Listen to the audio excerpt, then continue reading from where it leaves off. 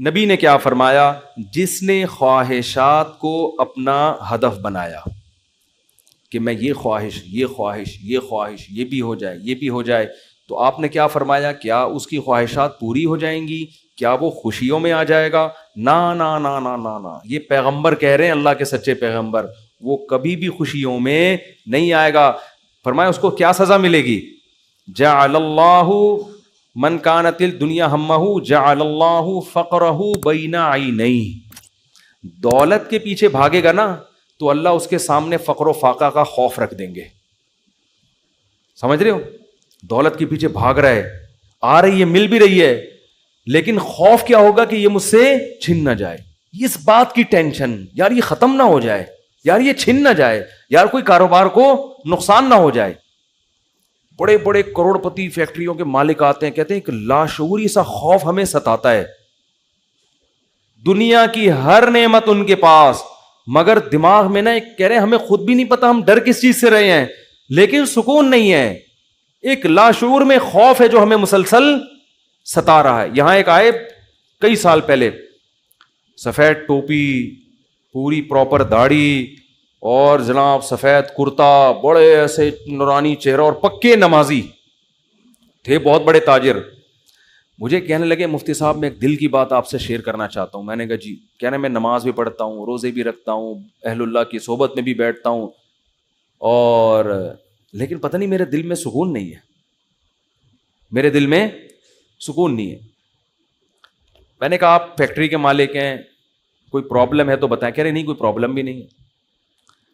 میں نے کہا آپ کے ساتھ بے سکونی پتہ ہے کیا ہے؟ میں جانتا ہوں آپ کی بے سکونی، آپ کو یہ ڈر ہے کہ اس فیکٹری کا کوئی نقصان نہ ہو جائے، جیسی زندگی ابھی ہے پتہ نہیں یہ ہمیشہ ویسی رہے گی بھی یا نہیں رہے گی۔ تو نماز تو آپ نے پڑھ لی، آپ نے زکاتیں بھی دے دیں، آپ نے روزے بھی رکھ لیے، لیکن یہ جو لاشعور میں خوف ہے نا، اس خوف کا کوئی ازالہ کرنے والا نہیں ہے، کیونکہ آپ کو پتہ ہے یہ شیورٹی، یہ گارنٹی کوئی بھی نہیں لے سکتا کہ تمہیں نقصان کبھی بھی نہیں ہو سکتا، کیونکہ آپ نے اپنی زندگی میں دیکھا ہے بڑے بڑے کاروبار چلتے ہوئے ٹھپ ہو جاتے ہیں، لوگ روڈ پہ آ جاتے ہیں۔ کہہ رہے ہیں بالکل آپ صحیح کہہ رہے ہیں، مجھے یہی خوف ہے۔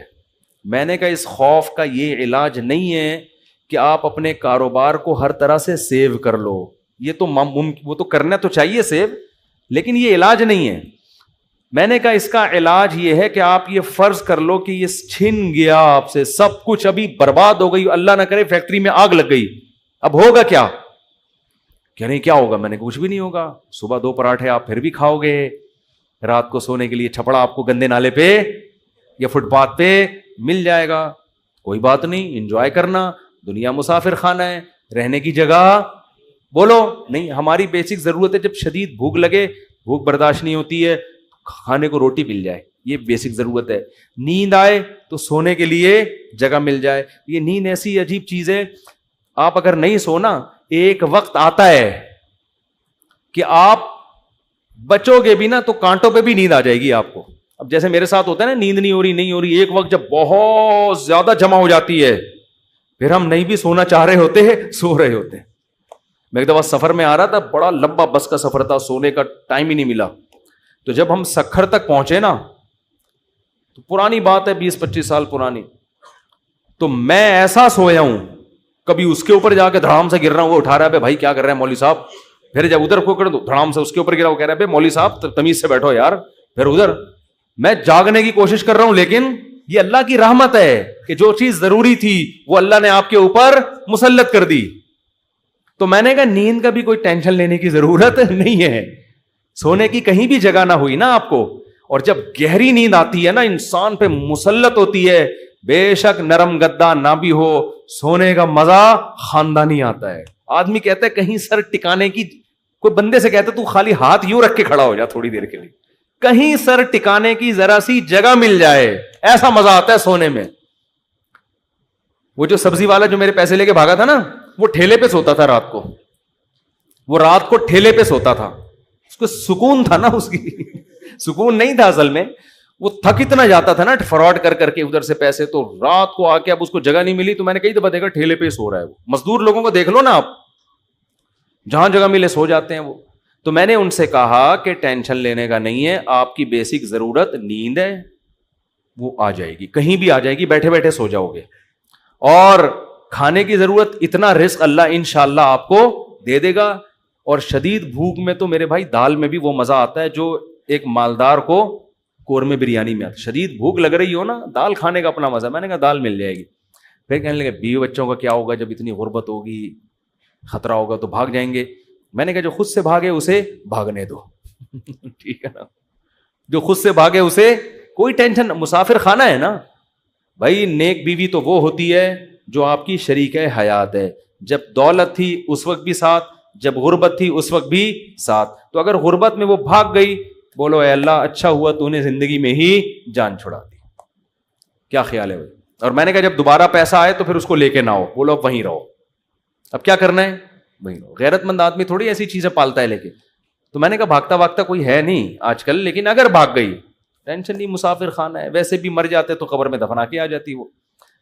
تو کوئی ٹینشن نہ لو میرے بھائی, کسی چیز کی ٹینشن لینے کا بالکل بھی نہیں ہے. ہم مسافر خانہ ہے. ہماری فیکٹریوں کو اللہ نہ کرے آگ نہ بھی لگے تو بھی تو مرنا ہے نا. ارے فیکٹری تم نہیں مرے, فیکٹری مر گئی ہے زیادہ اچھا ہے. اس سے بہتر کہ تم مر جاتے اور فیکٹری بچ جاتی. کوئی فرشتہ آئے اور کہے اللہ نے مجھے حکم دیا ہے اس کی فیکٹری کو آگ لگوا دو, لیکن اس کو آپشن دے دو کہ تو مرے تیری فیکٹری کو مار دیں. آدمی کہتا ہے بھائی مزدوروں سمیت مار دے اس پوری فیکٹری, مجھے بچا لو. یہی ہوگا نا, مجھے بچا لو. تو ان کو تھوڑا سکون ہے. میں نے کہا آپ کا مسئلہ یہ ہے کہ آپ نماز پڑھتے ہیں, علماء کے پاس بھی بیٹھتے ہیں, مگر آپ نے دل میں دنیا کی محبت کے گٹر ابل رہے ہیں آپ کے. ہمارے حضرت فرمایا کرتے تھے بہت سے لوگ ایسے ہیں, بڑی بڑی داڑیاں, تہجد گزار, اور جناب بڑے ہر بات پہ درود شریف, لیکن دل میں دنیا کی محبت کے گٹر پالے ہوئے ابل رہے ہیں. یہ ایسے جیسے اللہ کی محبت کے چشمے ابلتے ہیں نا, تو دنیا کی محبت کے چشمے نہیں ابلتے, گندگی کے گٹر ہیں جو ابلتے ہیں. تو کہتے ہیں ان کے دل میں گندگی نہیں ہے, گندگی کے دنیا کی محبت کی جو ایک گٹر ہے نا, گٹر, وہ گٹر ابل رہے ہیں. جس کو یہ مثال سمجھ میں نہ آتی ہو, بارشوں میں ہماری گلی کو آگے دیکھ لیا کرے گٹر کیسے ابلتے ہیں, تو وہ پتہ چل جائے گا کہ یہ ہے جو گند نکلا ہوا. اس گند کو نکالو. کیا کہا پیغمبر نے ہود علیہ السلام نے اپنی قوم سے, صالح علیہ السلام نے اپنی قوم سے, تتخذون مصانع لعلکم تخلدون. اے میری قوم تم گھر اتنے مضبوط بناتے ہو جیسے تم نے ہمیشہ رہنا ہے, اتنا پیسہ ان دیواروں میں کیوں پھونک رہے ہو؟ حالانکہ وہ حلال پیسوں سے گھر بنا رہے تھے بھائی, حرام سے تھوڑی بنا رہے تھے, حرام سے نہیں بنا رہے. پھر بھی پیغمبر اعتراض کر رہے ہیں کہ موت کو بھول گئے ہو تم. اتنا سریا بنیادوں میں ڈالا جا رہا ہے, لوگ بتا رہے تھے ہم نے یہ سریا ڈالا. میں کہتا ہوں اپنی ہڈیوں میں تو کیلشیم ہے نہیں تمہارے, پہلے اپنی ہڈیوں میں سریا ڈالو بھائی. ہڈیاں بوسیدہ ہو رہی ہیں, کھوکھلی ہو رہی ہیں, اور مکان کی مضبوطی پہ انسان فخر کر رہا ہے. تو نکالو اس گٹر کو, ایسے جھٹک دو. ہمارے حضرت ایک ذکر بتایا کرتے تھے کہ رات کو نا تنہائی میں بیٹھ کے یہ ذکر کیا کریں. یہ ذکر حدیث سے ثابت نہیں ہے, صرف ٹریننگ کے لیے ہے, ٹریننگ کے لیے, اپنی اصلاح کے لیے. اس لیے اس کو سنت سمجھنا جائز نہیں ہے. وہ ذکر کرواتے تھے, بہت سے اکابر کرواتے ہیں یہ کہ لا الہ الا اللہ. لا الہ میں کیا کرنا ہے؟ گردن یہاں لے کے جانی ہے. لا الہ کوئی معبود نہیں, یہ تصور کر رہے ہیں دل سے اللہ کے علاوہ سب چیزیں نکل رہی ہیں, نکال کے باہر پھینک رہا ہوں. اس تصور کا نا بڑا اثر پڑتا ہے دل کے اوپر. لا الہ سب نکال کے, بحریہ ٹاؤن نکالو سب سے پہلے اس میں سے. ہاں بحریہ, آپ کو نہیں پتا بحریہ ٹاؤن کا, آپ باہر سے آئے نا. ہمارے ہاں وہ کامیاب ہے جو بحریہ ٹاؤن ہے, اور وہ ناکام ہے جو بحریہ ٹاؤن نہیں ہے. تو ہمارے ہاں جنت الفردوس میں ریاض ملک ہے جس کا بحریہ ٹاؤن ہے. یہ جنت جو دنیا میں باتیں کرتے ہیں لوگ, اب اس کو نہیں مانتے, کہتے ہیں بھائی تیرے پلاٹ کتنے ہیں.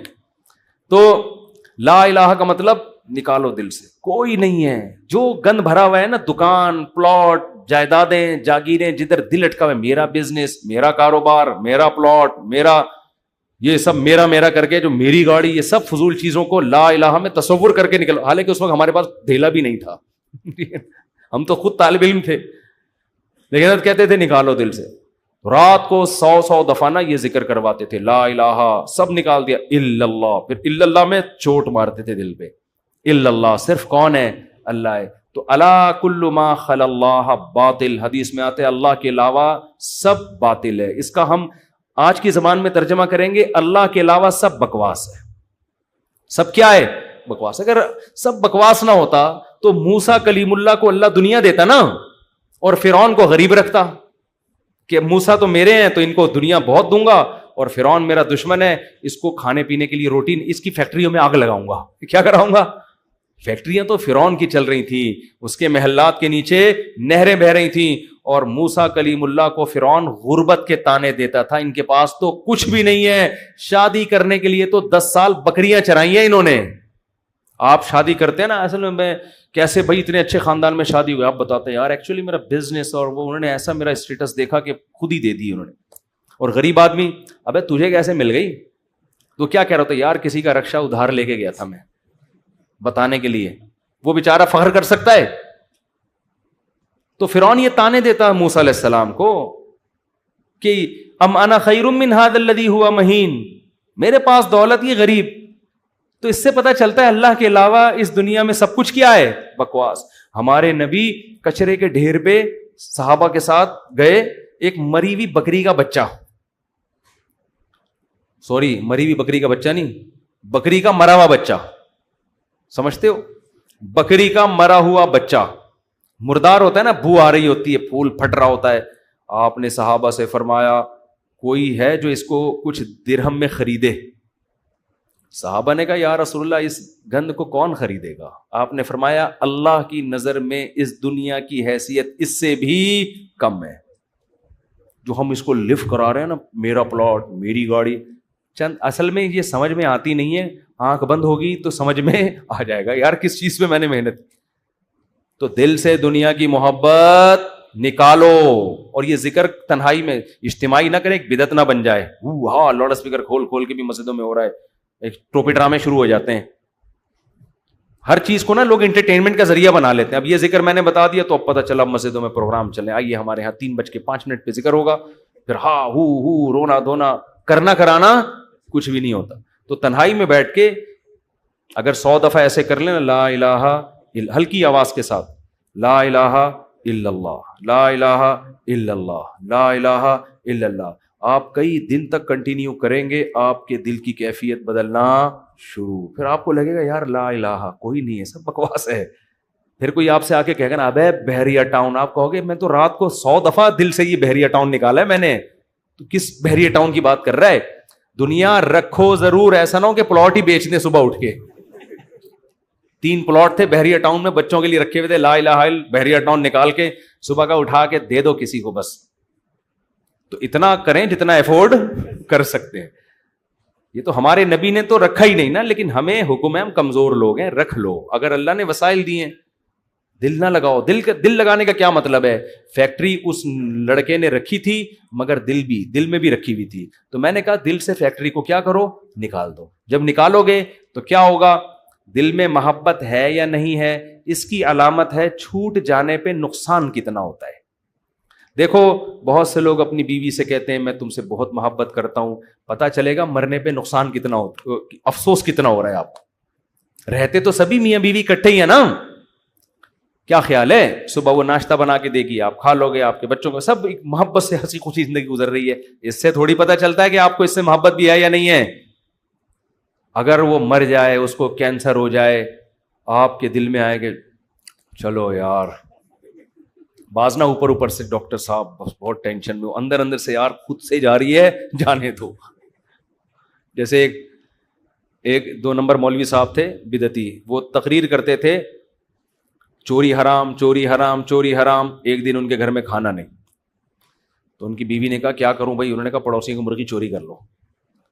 تو انہوں نے کہا بھائی پڑوسیوں کے آپ تو خود چوری کے خلاف بیان کرتے ہیں. اس نے کہا بھائی ہم شوربے سے لگا کے کھا لیں گے, بوٹیاں چوری کی تو بوٹیاں ہوں گی نا, بوٹیاں نہیں کھائیں گے ہم.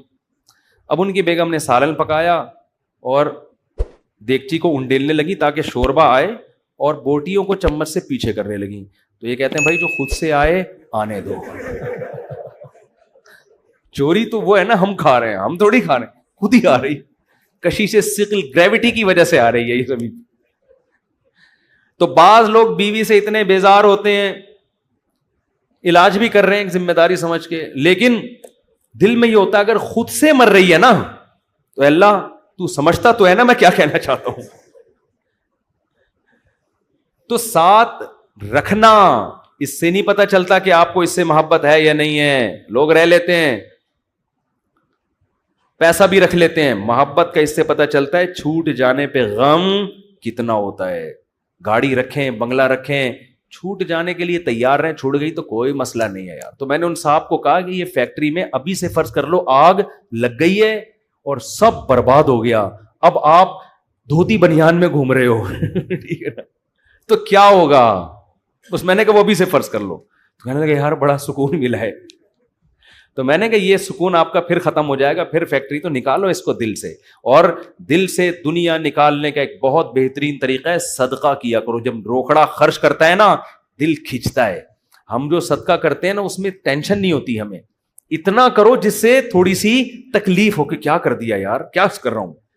حدیث میں آتا ہے بہترین صدقہ وہ ہے کہ جب تم کرو تو تمہیں ڈر ہو کہ غریب نہ ہو جاؤں. تأمل الغنا وتخشى الفقر، اور نہ کرنے میں امید ہو کہ بڑا پیسہ بنا لوں گا. اس کنڈیشن میں جب کرو گے نا تو یہ سب سے بہترین صدقہ ہے. تو صدقہ کیا کرو، دے دیا کرو یار. یہ ہمارے حضرت فرماتے تھے ایک آدمی دکان سے اتنی محبت ہو گئی اس کو، ایک دن اس نے کہا کہ مجھے اتنا دکان میں دل اٹک گیا، ایک دن میں دکان بند کر کے بیٹھ گیا. میں نے کہا باڑ میں جائے، اپنی اصلاح کے لیے نا کوئی بات نہیں، نقصان کرو یار اپنا، ہر وقت دکان دکان دکان ایسی کی تیسی تالا لگا کے گھر بیٹھ گیا کہ جب نارمل کنڈیشن میں ہوں گا پھر آؤں گا.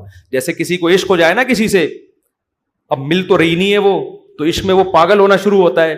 تو بے وقوف لوگ کیا کرتے ہیں، ہر وقت اس کی یاد دماغ میں، ہر وقت اس کو دیکھ رہے ہیں، اس کی تصویریں دیکھ رہے ہیں، پرانے میسج پڑھ رہے ہیں، سوچ رہے ہیں. بے وقوف یہ کرتے ہیں. عقل مند کیا کرتا ہے، لعنت بھیجو یار صحیح ہے نا، نمبر ہی بلاک کر دو ایسی کی تیسی. اور جب یہ کیفیات ختم ہو جائیں گی پھر دیکھوں گا شادی ہو گئی نہیں ہوگی، دوبارہ ٹرائی کر کے کوشش کروں گا. پاکستانی چھوڑتا تو ہے نہیں، کہتے پھر 1 سال بعد دوبارہ ٹرائی کریں گے ہم. تو عقل مندی کا تقاضا ہے. تو جلدی سے بس حدیث مکمل کر دوں. نبی نے فرمایا جس نے خواہشات کو ہدف بنا لیا تو اللہ فقر و فاقہ اس کے سامنے لا کے کھڑا کر دیں گے. کروڑ پتی ہوگا مگر آگے فقر و فاقہ اس کو ڈرا رہا ہوگا، بھائی میں حملہ کر دوں گا، میں تجھے کھا جاؤں گا. اس خوف کی وجہ سے لائف کو انجوائے نہیں کرے گا. جعل اللہ فقرہ بین عینیہ وفرق علیہ شملہ. دوسری سزا دنیا میں اس کو یہ ملے گی کہ اس کی فکروں کو بکھیر دیں گے اللہ تعالیٰ. اتنے مسائل ہوں گے کہ میرا یہ صرف ایک پیسہ مسئلہ نہیں ہوگا، یار یہ کام بھی ہو جائے، یار یہ بھی ہو جائے، یار یہ بھی ہو جائے، یار فلاں سے تعلقات بھی ٹھیک ہو جائیں، یا لوگ میری مخالفت کرنے وہ بھی چھوڑ دیں، یار وہ فلانا. یعنی وہ اتنے انڈے بچے ہوں گے کہ سارے انڈوں سے چوزے نکلیں، تو اس کی یہ خواہش ہوگی. حالانکہ کبھی مرغی کے سارے انڈوں سے چوزے نکلتے ہیں؟ 2-4 تو خراب ہو جاتے ہیں نا. تو فرقہ یہ اور عجیب ٹینشن، سکون نہیں ہوگا. یہ بھی اس کی فکریں اللہ کیا کر دے گا، اس کے سامنے بکھیر دے گا. یہ بالکل ایسے ہے جیسے بہت ساری ٹینشنیں اگر ایک پوٹلے میں ہو نا، انسان کہتا ہے اٹھا کے پوٹلا پھینک دو، ختم. اور وہ پوٹلا کھل کے بکھر جائے، ایک ٹینشن وہ ہے، ایک ٹینشن وہ ہے، ایک ٹینشن وہ، اس کو کمبخت کو سمجھ میں ہی نہیں آئے گا ان ٹینشنوں سے میں جان چھڑانا شروع کون سی والی ٹینشن سے کروں، میں کون سی والی ٹینشن کو میں پہلے پھینکوں، پھر اتنی بکھری ہوئی ہوں گی اس میں ڈوبا ہوا ہوگا وہ. اور آگے آپ نے فرمایا اتتہ ولم یاتہ من الدنیا الا ما قدر له. یہ سارے کام دنیا کے لیے کر رہا تھا نا، وہ 2 بکھیڑے پال لیے اس نے، دنیا کے لیے سب کچھ کر رہا تھا. اور اس کی 2 سزائیں تو اللہ فوراً دے دے گا، فقر و فاقے کا خوف اور ٹینشنوں کو بکھیر دے گا. یہ 2 ٹینشنیں تو چلو ہم کہتے یار دنیا مل جاتی تو چلو یہ ٹینشنیں بھی قبول ہیں. اللہ کہتے ہیں ملے گی اتنی جتنی مقدر ہے. نبی نے فرمایا ملے گی اتنی نہیں جتنی اس کی چاہت ہے، اتنی جتنی اللہ نے لکھی ہوئی ہے. اگر یہ زیادہ کی کوشش کرے گا تو ہو سکتا ہے دھیلا بھی نہ ملے اور ہو سکتا ہے ڈبل مل جائے. تو یہ بھی اس کی چاہت پہ نہیں ہے. یہ کس کی چاہت پہ ہے؟ اللہ کی. تو یقینی پھر بھی نہیں ہے وہ. پھر میں چٹکلا سنا دوں نا، یقینی پھر بھی نہیں ہے. ایک آدمی کو بیوی اچھی نہیں لگتی تھی، بیچاری نے ہر طرح سے کوشش کر لی کہ میں اپنے میاں کو اچھی لگوں، اچھی پھر بھی نہیں لگ رہی اس کو. ایک دن وہ بڑی خوبصورت لپسٹک اور خوبصورت زیور اور خوبصورت ساڑی اور بڑا خوبصورت لباس، ہر چیز بڑی VIP پہن کے آ گئی. ابھی اب بیوی کی تعریف کر رہے ہیں، یار کیا خوبصورت چوڑیاں پہنی ہوئی ہیں. کہہ رہی تھینک یو، آپ کا بہت شکریہ. کیا خوبصورت ساڑی. کہہ رہی وہ لڈو پھوٹ رہے ہیں کہ آج تو میرا میاں بڑا خوش ہے. بہت اچھا ماشاءاللہ ڈریس آپ نے, کیا خوبصورت لپسٹک, ایک ایک چیز کی تعریف کر کہتے ہیں اچھی پھر بھی نہیں لگ رہی, اتنا کچھ اچھا پہنا ہوا ہے مگر تو پھر بھی اچھی نہیں لگ رہی. یہ مطلب ہے اس حدیث کا کہ اتنی ٹینشنیں اٹھانے کے بعد ہو سکتا ہے دنیا ملے پھر بھی نہیں, وہیں کا وہیں کھڑا رہے جہاں سے چلا تھا. اور اس کے مقابلے میں آپ نے فرمایا من کانت الآخرۃ ہمہ, جس نے اس دنیا کو پسے پش ڈال کے کہا میرا ہدف آخرت ہے, یہ دنیا اصل ہدف ہے ہی نہیں, ملے ٹھیک ہے, نہیں ملے ایسی کی تیسی, یہ ایسی کی تیسی یاد رکھ لیں. ملے ٹھیک ہے, بحریہ ٹاؤن میں پلاٹ مل گیا ٹھیک ہے, نہیں تو گندے نالے پہ لے لیں گے, مل گیا ٹھیک ہے, نہیں تو ریڈی لگا لیں گے, مل گیا ٹھیک ہے, نہیں تو ویسے ہی بیٹھ جائیں گے, ٹھیک ہے نا. یہ جس کا یہ خوف, اور اصل کیا ہے آخرت, مجھ سے گناہ نہ ہو جائے کوئی, اگر ہو جائے تو جلدی سے توبہ کر کے اللہ کو مناؤں. آپ نے فرمایا جس نے آخرت کو ہدف بنا لیا, جنت تو بعد میں ملے گی, کچھ انعامات دنیا میں ملنا شروع ہو جائیں گے.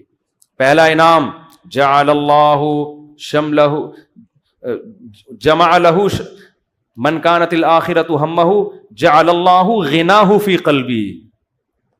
اس کو فقر و فاقہ کا خوف تھا نا, فرمایا اس کے دل میں اللہ غنا, اس کے دل کو مالدار بنا دے گا. اس کو ایسا لگے گا یار جتنی میری ضرورت نہیں ہے اللہ نے رزق کی بالٹیاں میرے اوپر انڈیل دی ہیں, میری ضرورت صبح 2 روٹی کی ہے اور روٹی کے بجائے اللہ پراٹھے کھلا رہا ہے. عجیب بات ہے یا نہیں ہے؟ میری ضرورت تھی صرف چائے پراٹھا مل جائے اور اللہ مجھے انڈے بھی کھلا رہا ہے. نہیں یار یہ سمجھ میں تو رہنے دو, بس یہ آخری ہے, آپ لوگ بھی بہت تھک گئے ہوگے نا. میری ضرورت تھی کہ میں کسی طرح بس روٹی اور پانی مل جائے, نوالا حلق میں اتار لوں, کیونکہ مسافر کھانا ہے نا. ارے بس میں سفر کر رہے ہو, ٹرین میں سفر کر رہے ہو, شدید بھوک لگ رہی ہے, آدمی کہتا ہے یار 2 نوالے کہیں اسٹیشن سے خرید کے لے آگے پھپھو کا گھر آنے والا ہے پشاور میں, چاچو کا گھر آنے والا ہے, تو مزے ہی مزے بکرے رکھے ہوئے وہاں پہ, سفر کی ٹینشن تھوڑی لے گا, پھر کیوں لے گا ٹینشن وہ. لوگ کہتے ہیں یہ سیٹ سفر میں تجھے جو ہے نا ٹرین میں بڑی بہترین سیٹ ملی لیکن تیری نہیں ہے, یہ تجھے چھوڑنی پڑے گی. آدمی کا تو کیا مسئلہ ہے یار, میری ہو وسیم بھائی کی ہو, مجھے تو بیٹھنے سے مطلب ہے. تو کہتا ہے گھر میرا ذاتی ہو یا کرائے پر ہو, رہنے سے مطلب ہے. بنایا وسیم بھائی نے کروڑوں روپے کا, 20-25 ہزار کرایہ دے کے میں رہ رہا ہوں, لائف کو انجوائے میں کر رہا ہوں. بے وقوف وہ ہے جس نے بنایا. سمجھ میں آ رہی ہے کہ نہیں آ رہی؟ یار تمہارے پاس اپنی گاڑی نہیں, تم ٹیکسیوں میں جاتے ہو, کوئی بات نہیں یار, ٹیکسی خریدی اس نے, میں 500 روپے دے کے سفر میں کر رہا ہوں. تو میری ضرورت تو نہیں تھی, لوگوں تو پیدل سفر کیے ہیں اتنے لمبے لمبے. موسیٰ علیہ السلام تو مصر سے مدین پیدل گئے ہیں, اور ہم یہاں سے صدر پیدل نہیں جا سکتے, تو ہماری ضرورت تھوڑی ہے. لیکن اللہ نے اتنا احسان کیا, گرین بس بنا دی بھائی. امام مہدی کے آنے سے پہلے کراچی میں گرین بس چل پڑی, سبحان اللہ. جس کراچی میں گٹروں کے ڈھکن نہیں ہیں اس پر اللہ نے اتنا انعام کیا, گرین بس چل رہی ہے. اور کچھ لوگ تو ہمارے ایسے ہیں 50 روپے دیکھ کر صبح سے لے کے رات تک ایئر کنڈیشن کے چکر میں بیٹھ گئے, وہ کہ گھر میں گرمی لگ رہی ہے تو 50 روپے دو اور اے سی میں لائف کو کیا کرو, انجوائے کرو. ایسے بھی لوگ ہیں, وہ سنا ہے پھر انہوں نے کوئی قانون چینج کیا. شروع میں ایسا آیا تھا کہ 50 روپے تو بیٹھے رہو, کوئی نہیں پوچھے گا, تو لوگ صبح فجر کے بعد جا کے بیٹھ گئے کھانا وانا لے کے, رات کو اتر کے گھر آ گئے. انہوں نے کہا سارا دن آج ٹھنڈک میں ہم نے گزارا ہے, ٹھیک ہے نا. تو نبی نے فرمایا جعل اللہ غناہ فی قلبی, اللہ اس کے دل میں غنا. تبھی تو میں نے بعض غریبوں کو بڑی پرسکون لائف میں دیکھا ہے. ایک غریب کے 10-15 بچے تھے, میاں بیوی اور پھر ماں باپ بھی اسی کے ساتھ, اور وہ موسمبیاں بیچتا تھا ٹھیلے پہ. میں نے کہا یار کیسے اس موسمبی میں کھلا لیتے ہو سب کو؟ کہہ رہے یار اللہ کا دیا بڑا فضل ہے, صبح کھانا بھی پکتا ہے, آٹا بھی, دوپہر کا کھانا بھی, رات کا کھانا بھی, اسی میں کھاتے ہیں, رات کو سوتے ہیں, اللہ کا فضل ہے, کرایہ بھی نکل آتا ہے گھر کا. میں نے کہا یہ دیکھو, ایک وہ فیکٹری والا ہے جو کہہ رہے لاشعور میں کیا ہے, مجھے خوف ہے, خوف. کیوں؟ جب آخرت اصل بنا لی تو پھر انسان کو جتنا ملے گا اس سے وہ سمجھتا ہے مجھے میری مسافر کو اتنے کی ضرورت نہیں ہوتی. اے اللہ تو مجھے میری ضرورت سے بہت زیادہ دے رہا ہے, مجھے ضرورت اتنے کی نہیں ہے, سمجھتے ہو. بلکہ اگر گاڑی نہیں بھی ہوگی کہے گا اللہ تو نے پاؤں سے معذور لوگ پیدا کیے ہیں اور میری دونوں ٹانگیں سلامت ہیں جو کانپ بھی نہیں رہی ہیں. بعض لوگوں کی ٹانگیں کانپ رہی ہیں نا, تو میری دونوں ٹانگیں سلامت ہیں, یہ بڑی فضیلت کی بات ہے. تو ہر چیز پہ کیا رہے گا وہ خوش. ہم اب دیکھو یہ باتیں جب انسان کسی کی زندگی میں دیکھتا ہے نا پھر سمجھ میں آتی ہے, اس لیے کہتے ہیں بزرگوں کی صحبت بہت ضروری ہے. ہم نے یہ چیزیں اپنے شیخ میں دیکھی ہیں. انتہائی غربت میں بھی کہتے تھے اللہ نے اتنے انعامات کیے ہیں کہ مجھے شرم آتی ہے کہ اللہ تیرے احسانات کا ہم کچھ بھی تو بدلہ نہیں دیا نا. حالانکہ کیا تھا, ہمارے شیخ کے پاس کوئی اپنی پراپرٹی نہیں, کرائے کے گھر پہ ساری زندگی گزاری, اور دل سے کہہ رہے ہوتے تھے اللہ. اور کبھی کوئی پریشانیاں ماضی کے بیان بھی کرتے نا تو وہ کہتے میں صرف آپ کو سبق دینے کے لیے بتا رہا ہوں, ورنہ وہ بیان کرتے ہوئے مجھے شرم اتنی آ رہی ہے کہ اللہ کہے گا 2-4 پریشانیاں میں نے تجھے زندگی میں کیا دی اور تو لوگوں کے سامنے گاتا پھر رہا ہے. شرم آتی تھی ان کو. ہمارے یہاں زندہ رہنے کا کتنا شوق ہے نا لوگوں کو, بڑی عمر. حضرت کہتے ہیں جب میں 63 سال کا ہو گیا تو مجھے تو اب شرم آنے لگی, یار ابھی بھی میں زندہ ہوں, کتنے لوگ دنیا سے چلے گئے. اب ایسا نہ ہو کسی بوڑھے کو جا کے آپ کہیں کہ آپ کو شرم آنی چاہیے, یہ تو بھائی بدتمیزی کی بات ہوگی. بوڑھوں کے لیے دعا کریں اللہ ان کو اور زیادہ لمبی عمر دے, کیونکہ جب آپ 63 کے ہوگے آپ کو شرم ورم نہیں آئے گی, آپ کہو گے یار کسی طرح بچ جاؤں میں, اور کوشش بھی کرو ان کو بچانے کی. کیونکہ بعض بیوقوف ہوتے ہیں. ہمارے ایک رشتے دار ہیں جا کے ہمارے نانا سے بول دیا کہ اتنی لمبی عمر سے اللہ نے پناہ مانگی ہے, وہ 99 سال کے ہو گئے تھے. تو ہم نے کہا بھائی کم بخت یہ ان کے سامنے کہنے کا تھوڑی ہے, اتنی لمبی عمر سے اللہ نے پناہ مانگی ہے. تو جعل اللہ غناہ فی قلبی, اللہ اس کی طبیعت میں کیا پیدا کر دے گا غنا. جب ملے گا لوگوں سے, لوگ کہیں گے اپنا گھر ابھی تک نہیں بنایا, کہہ رہے یار بنایا تو وسیم بھائی نے تھا, رہ کون رہا ہے, میں ایسا انجوائے کر رہا ہوں. نل کے توڑو, دیواروں کو نیلا پیلا کرو, کرایہ دار جو واٹ لگاتے ہیں, بچوں نے وائٹ بورڈ بنایا ہوتا دیواروں کو, کیلیں ٹھوکو اس میں ایسی کی تیسی کر کے, جب زیادہ غصہ آئے وہ نکال دے تو نکل کے دوسرا لے لو, کرائے پہ تو ہر جگہ گھر مل جاتے ہیں. تو وہ خوش رہے گا, خوش.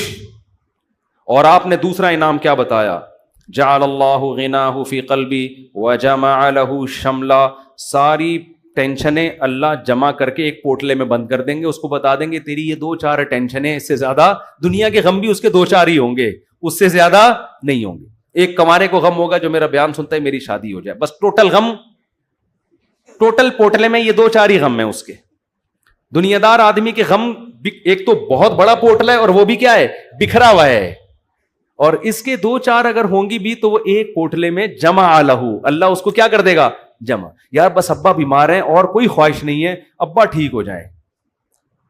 خواہشات کیا ہو جاتی ہیں, محدود, زیادہ لمبی چوڑی خواہشات ہیں ہی نہیں دنیا میں, مسافر خانہ ہے بھائی. وجمع لہ شملا, اور آپ نے فرمایا وآتتہ الدنیا وہی راغمہ, پہلے والے کی حالت کیا تھی, سب کچھ کر لیا, اچھی پھر بھی نہیں لگ رہی, وہی تھا نا, ملا پھر بھی نہیں. فرمایا اس کے پیچھے دنیا آئے گی, ناک رگڑتے ہوئے ذلیل ہو کے آئے گی, یہ دنیا کو لفٹ نہیں کرائے گا. اس حدیث کا مطلب سمجھنا ہے نا, اہل اللہ کی زندگیاں دیکھو, ہم نے دیکھی ہیں, ایسے رزق کے دروازے کھلتے تھے ان کو. ہمارے حضرت کے پاس جب نوٹوں کی گڈیاں آتی تھی نا, جب رزق کے دروازے کھلے, حضرت سے گنا نہیں جاتا تھا, کیونکہ حضرت کا ٹائم بڑا قیمتی تھا. گنتے تھے یار یہ کیا مسئلہ ہے یار, کئی دفعہ نا 2-3 نوٹ گن لیتے تھے, پھر کہتے تھے بس وہ دے دینا جتنے بھی ہیں.